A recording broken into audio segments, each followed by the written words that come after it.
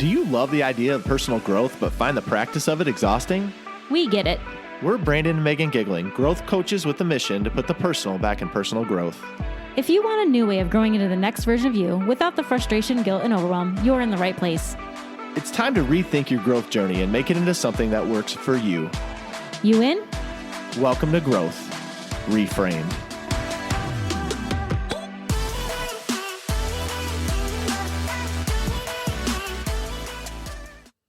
Well, hello there. Welcome back to another episode of Growth Reframed. We are so happy you're here. Welcome, Maggie. How are you today? Thanks. I'm good. How are you? I'm doing great. I'm really excited to talk today, and we're going to talk all about thinking differently. And one of the things that we do in our own life to think differently is try to expose ourselves to new things, new opportunities, new ideas, fresh ideas, because I think we can all agree it just gets a little stagnant sometimes. And man, when you're in the midst of just the day-to-day grind, struggle, whatever, I don't know, maybe I'm speaking for myself, it can just get a little bit boring, stagnant. Yeah, like you're plateaued, like you don't even really think about it. It's hard for me to put a finger on it because it's like it's not something I even think about, but it's there. And when I sit to think about it, I'm like, man, I really need to mix things up a little bit. So with that in mind, we're going to talk about thinking differently, but the main thing that kind of predicated all of this and the idea of thinking differently was the fact that we had a chance to go down to Miami recently to the Vault conference with Patrick Bet-David. And so many of the things, and I look forward to hearing your thoughts too, Meg, but so many of the things that came up, whether it was the speakers, whether it was him talking, whether it was just talking to other people that were there, is the need to think about things differently than we probably normally do. And so I no matter what, I was looking through my notes in preparation for this episode, and it was just like every single thing was really about looking at things in a new way, under a new lens, with a new focus, and ultimately thinking completely differently than I probably would have before. Yeah, and even conference aside, just the fact that we were able to step out of our normal routine helped us think differently. Like, even if we hadn't gone to the conference, I think that there is value in stepping away from the day-to-day, stepping away from your normal life and being able to shake things up again. We've talked about this before on the podcast, but when you shake things up, it starts to push you out of that boredom, push you out of that comfort, and help you think about things a little bit differently. So I think that, yes, it's great we went to the conference, but also just getting away helps those gears start turning too. Right. And like I said, just putting things in, and honestly, between us even, and between our coworkers, between other people we took with us, just the conversations that it opened up by the fact that we're just injecting that in. So I love that word, inject, but it's like that idea that you are stagnant and you think maybe you're the only one, but the reality is everyone is. And so like when you go out and challenge yourself to hear new ideas, ultimately it can't help but bring up new ideas and new things and ways to look at stuff. And really, we were just talking before we jumped on about how it opened up conversations that we just wouldn't have had. It was a perfect kind of inlet to those conversations where it's like, I don't know. I don't even know that I would have discussed them at all. But because we talked about them in the context of going, it just allowed us for such a great experience. Yeah, so we actually had to do, it was part of the conference notebook, part of the workbook, but we actually had to do like a self-assessment as part of the conference.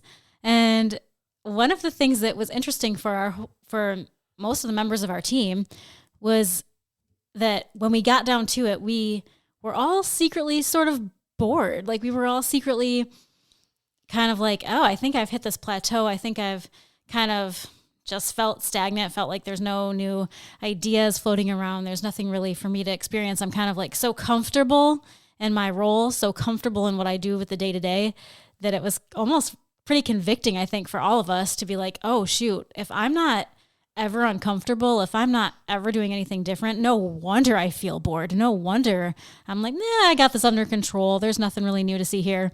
And I don't want to always feel in control because that means I'm not growing. Right. Well, and I know for me, like I got into a real big habit of reading books, about listening to podcasts, about doing those things. But if I'm for myself, when life gets hard, I don't want to do that. I want to hold on to the comfort, which, I mean, some of it's fine. I mean, it's not like it's all bad. But when you get into that cycle, again, like I was mentioning before, I don't even know that you realize that you're in that cycle, and then you're just only grabbing onto comfort for every single thing around every turn without ever pushing yourself into those uncomfortable things. And again, no matter who you talk to, a lot of people will fall into that pattern. And as the world gets hard and life gets difficult, you want to hold on to the comfort, which, again, nothing wrong with that, except when you're in a boredom, stagnant space, then it's time to start pushing yourselves into places that you mightn't already be. Yep.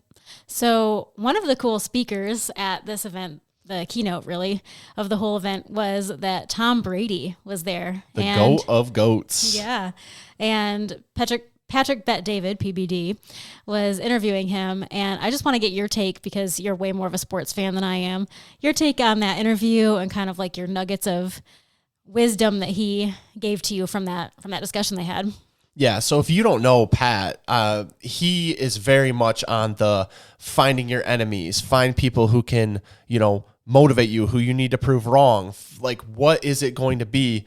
Who's that person out there that's going to get you motivated? Because the idea of going up against someone or fighting for something you believe in, those things instill an emotion that allow you to push past your comfort zone and to get into things otherwise. But the surprising thing for me was he was trying to go there with Brady. And Brady was like, look, man, I hear you. I hear what you're saying. I'm not saying that wasn't 1% of my motivation. He's like, but you want to know the honest truth?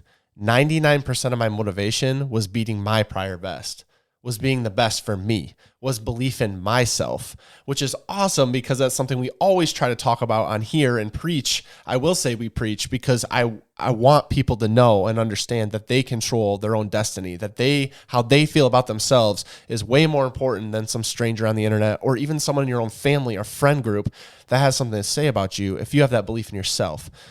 And Brady literally said, like, I had a thing on my, like, he spent time in the mirror, which you guys know, if you listen to this, I love my mirror talks, but he would spend time in the mirror with the man in the mirror, and he would sit there and stare at himself and talk to himself and pump himself up and ultimately have belief in himself over anyone else. And instilling that is how he got to where he got. Like, you're like, how did he become the GOAT? Because one of the things they discussed is he didn't have all the skills. He didn't have all the untangibles. I don't know if you've ever seen Brady's draft photo. He looked like a complete tool. I mean, he's like a skinny, like, I don't even know if he was 150 pounds. Dude, he did not look like he should have done anything. There's plenty of other quarterbacks and people out there in sports that are way more naturally athletic, but he had the drive and the skill and the belief in himself to push through and get there. And so that was my biggest takeaway from him. And it's funny, though, because talk about complete polar opposite. One of the other speakers was Mike Tyson. Okay, talk about an interesting dude. But ultimately, he instilled that belief in himself too, and he talked about the same type of things. So they talked about it in a completely different way from Brady, but they were getting to the same set of values and points as far as what they do and how they accomplish what they accomplished. Literally, Tyson said when he was 14 years old, he said, "I'm going to be the greatest." He believed that, and he instilled that in himself, and he repeated it over and over and over again, the positive affirmations like, I'm the greatest. I'm the greatest boxer of all time. Now, I don't know your opinion about Tyson, but you can't deny that he made an imprint on boxing, just like Brady made an imprint as a quarterback. Now, they had other people in their corner, and they weren't sitting there trying to take all the credit for themselves to say they did it alone. And that's one of the things we can all fall into. Yeah, we did it. They're self-made. They did it all themselves. They put in the work. No, they needed a support system. But ultimately, you could have the biggest support system in the world. Unless you have that belief in yourself, you're not going to go anywhere. And a lot of us are stuck in that cycle because we're looking for someone else to pump us up, push us forward, move us forward, force us into that discomfort. And most people aren't going to do that. You got to ultimately take the bull by the horns and do it yourself. And if you don't have the belief in yourself, you can have the best cheerleaders in the world, and it's not going to make any ounce of difference because you have to have that internally. So how do you build that up? And that's one of the questions I left with. How do I do that for myself to make sure that I'm showing up in a way that I take something from this? Because that's the thing. We went, and if you don't implement it, it was worthless. Like, it was awesome in the moment, but if you don't turn around and implement, then it was worthless. But those were my biggest takeaways from them. Yeah. And I think it's interesting too, because what happens if that's not what drives you? Like for both of them, it happened to be that they were kind of self-driven, that they wanted to be better than themselves, essentially. But not everybody is built in that way, right? Like there's not only one thing that drives you. Obviously, you know, some people are money driven and some people are purpose driven and some people want the fight. Like you were talking about how PBD always talks about like needing the enemy so that he can pump himself up so that he can go crush the enemy, right? And not like in a, you know, disgusting, icky way, but crush the enemy in a way that like is a positive thing. Like it energizes him to do his best work. And I think there's all kinds of different things. So as we went through that conference, it was really important for us to kind of start looking at, well, what drives us? Because everybody's going to be different. Yes, it's important to believe in yourself. And yes, it's important to, you know, believe in yourself if that's how you're going to get it. But not everybody is trying to be better than themselves. There are different kinds of things that kind of pop up here. So I just wanted to talk about a little bit about that, like the drive, the other types of drive. And I know one of them, which really spoke to me, was that madness piece, was that if you're driven by madness, it doesn't mean like madness as in anger necessarily. It means madness as in, when do you do your best work? When are you energized the most for what you're doing? No matter what that thing is you're doing, what is energizing you? What is pushing you forward? And one of the things under madness was like, you know, wanting to prove others wrong and wanting to, what was that? Wanting to be the best. Wanting to be the best, but also like wanting to, you know, prove others wrong, wanting to kind of pick the fight a little bit. And there were just so many things on there. I was like, oh, I kind of feel that for myself a little bit, because when I'm the most fired up, it's like somebody's told me I can't, or somebody is wondering if it's possible for me to push through that, or somebody just says I'm wrong. And I'm like, I'm not wrong. I'm 100% right. And here's why. And I will push and shove and fight till the death, like almost to my detriment and those kind of things. So I was like, I feel the madness. Right. And it was like 4 different categories, but madness was one of them. And again, that's really the instilling the belief in yourself, but then having something bigger than yourself too. The other one of them was like accountability, and it's really just like task oriented. Advancement was what they called advancement. that. Thank you. I knew that was wrong. Thank you, Meg. That's why I'm so happy you're here. So yeah, it was advancement, and it's not just about the next promotion, but it could be like maybe you're in a job and it's about that. But it also, the one that kind of stuck with me is like a goal or a task, something like checking off your list. Like you're working toward a bigger project, you're working toward a bigger thing, and that's something that motivates you. Where I fell was the purpose piece. I know that's shocking being on this podcast, but one of the things that I want is to be able to make a difference, is that I'm making a positive impact on the world, is that that's how you're going to motivate me. You're going to say, well, you can make a difference in these people's lives. You're making a difference by doing this. You're making a difference by doing that. It's having that positive impact. And it was really cool because all the people I worked with picked that for me too. We did that for each other. We said, which one do you think you are? And we picked it. But everyone picked that for me, which I thought was really cool. But the fact is, there are things that drive you. And if you're having trouble figuring out what drives you, one of the other things that was really cool that they did last year too, was they're saying, when did you feel the most on fire? When did you feel the most motivated? When did you feel like the biggest drive to just do and attack the world and do all these things? And for me, it was always when I started something new. Like when I was fresh into something, I was like, yes, I'm ready to go out and do this thing. And so that really led me back to the mirror to say, am I doing that enough? And is that why it feels stagnant? And is that why I feel bored? And is that why I feel the way I feel a lot of the time? Yeah, it probably is, because I'm not actually pushing myself into new things. I'm just gripping onto the comfort of the old. But then if I want to make purpose and impact, and I want to do those things, and I want to feel lit up again, which a lot of us probably find ourselves today not very lit up. When's the last time you challenged yourself and pushed yourself into something, or even just tried something new? Mm-hmm. It doesn't even have to be something you pursue, but trying something new can kind of shake some things loose in your brain, like we had at this conference, and then lead to a discussion, lead to some implementation, lead to some change in your life. Yeah, and I don't want to leave this discussion without talking about one of the most important things that we kind of both took away from this conference, which was just values. And we actually had a discussion after the conference where we were talking, and Brandon, you kind of called me out a little bit, like, you know, you really need to work harder. And you didn't do this in a mean way. You did this in love. But you really need to work harder on not feeling the need to apologize for who you are.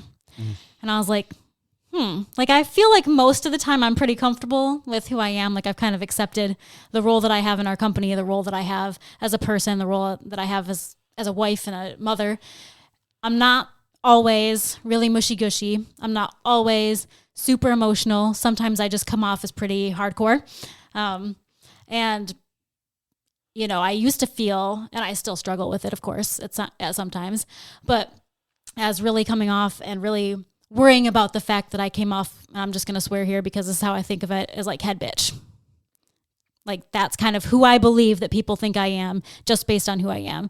And Brandon's like, you know, you don't have to always apologize for that. You don't have to feel the compulsive need for wanting things to be excellent, for wanting things to go a certain way. Like, it's okay to have goals, and it's okay to be frustrated with people when they're not meeting them. It's okay to need to gently correct people. It's okay to sometimes not so gently correct people. You don't have to always be worried about the perception of yourself, and sometimes you can just allow yourself to be you. And I felt really like I hadn't really thought about that in a while, but once the conference kind of came up and you mentioned that to me again, B, I was kind of like, oh, interesting. Like, I do fall into that a lot, like not meaning to, but just like as life kind of gets, you know, settled back down, I'm feeling less charged up and I'm feeling just kind of settling back into routine. I'm kind of like, I do accidentally fall back into the, ooh, should I dial back who I am? Should I correct who I am? And yes, of course, there are times when I need to apologize for the way that I've handled something, but I don't necessarily need to apologize for who I am, if that makes sense. Right. And so what makes you want to do that? Like you said, obviously that's something I challenged you with, but what makes you not do that? What makes you be like, well, yeah, I mean, this is who I am, but maybe I do need to tone it back. Like, what is it that makes you revert back to not being your full authentic self? Oh, I think it's just that feeling of like, do they like me? Right. You know, do they like me? And when you get to the heart of the matter, sometimes you're not supposed to like your boss. Sometimes you're not supposed to like your coworker, because sometimes they are supposed to call you out. Sometimes they are supposed to be a little bit uncomfortable in their conversations that you might have to have. But that's life. Right. And the reality is, obviously, you kind of mentioned this, there's situations and things, it can't all apply. I mean, there are times where you have to bend and you have to, you know, move and you have to adjust depending on the situation. But certainly when you're running a business, certainly when you're raising kids, certainly there's times where it's like there's a standard and you're molding this company, these kids, these people, like ultimately by you being you, authentically you, I'm talking about you personally, you're pushing everyone else to raise the bar. And that's the thing you have to remember. If you're backing away from your principles and values, then are you letting everyone off the hook as far as what we can achieve? Because like PBD said, I mean, if you have an enemy, maybe you are the enemy sometimes, but it's pushing people to prove you that they can do it. It's pushing the status quo. It's pushing the bar higher and higher for what we can accomplish as a company. And I think we need that more. There's certain times where that doesn't make sense. Like, obviously, we've talked about before, like if someone's in an emotional breakdown or there's certain things happening in their life, you're not going to like push them to the brink. But there are times that plenty of us, based on going back to what drives you, need to be pushed. And I don't think there's that many people that push us because they don't want to make us uncomfortable, because they don't want to be what you were saying. You know, they don't want to be the angry person. They don't want to be the tyrant. And I'm like, well, you don't have to. If you're not going to negotiate and like discount your principles, I don't feel like that means that you're, you know, a terrible person. Yeah, there's certain things where you can let it go, but there's also foundational things to your life where you're not gonna make exception. And it's like, if people want to be around you, awesome. And if they don't, also awesome. I mean, it's fine. Like, it's not, there's no ill will, but like, I think you're really harming yourself if you're discounting how you feel and not being able to be your true authentic self because you're worried about how someone else is going to see it. Right. I really admire Patrick Bet David for his like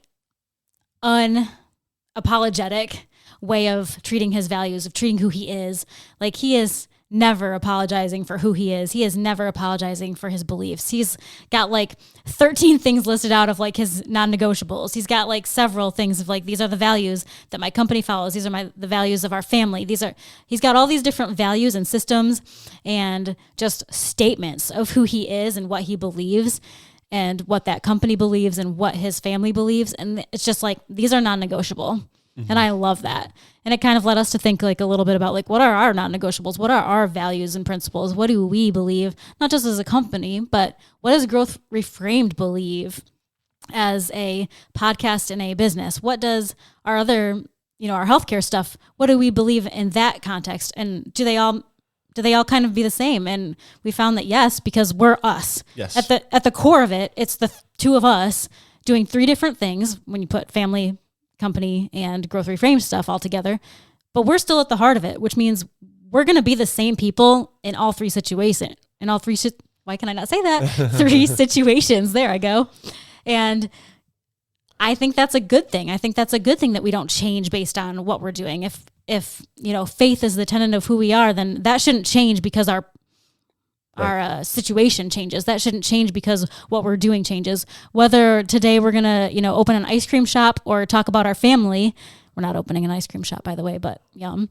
The principles, who we are, should remain unchanged. Right. And I think like there's way too much to unpack there as far as our values and principles. That's totally going to be a future episode because there's so much there that I don't want to just gloss over quickly at the end of this episode. There is something that impacted me from the conference that just really stuck out to me that I want to share here. And I think it goes around all this discussion that we've had. And I think it's a perfect way to leave you with something as you think about and head into this week and the weeks ahead. But it said, a current lie to others is a future truth to you. And so the question I'd leave you with, are you carrying yourself and acting like the future self that you want to be? Or are you discounting who you are and what you're going to do because of where your current circumstances are? Because I think a lot of times we get stuck in the circumstance of where we're at and we live in the tunnel vision of only being able to see right in front of us. But one of the things Patrick challenges with, and we challenge each other with all the time, is looking at your future self. And are you acting that way today? Like, just because you're not the boss today, does that mean you can't not act like you're the boss? Just because you don't have that dollar amount in the bank account, can you act like you are in that position? Like, putting in the work now, because that's the one thing Tyson and Brady did. Even from a young age, they were disciplined enough to put in the work and had the belief in the faith that they would actually get there someday. And then look where they ended up, y'all. They got there. A current lie to others is a future truth to you. And if you don't believe that yet, then this is your challenge. Think differently. That's right. We will see y'all next week. Thank you all so much for being here. Thanks for listening to Growth Reframed. If you enjoyed this episode, please make sure to subscribe and leave us a review. We would love to connect with you, so shoot us a DM on Instagram @Growth Reframed. We love y'all.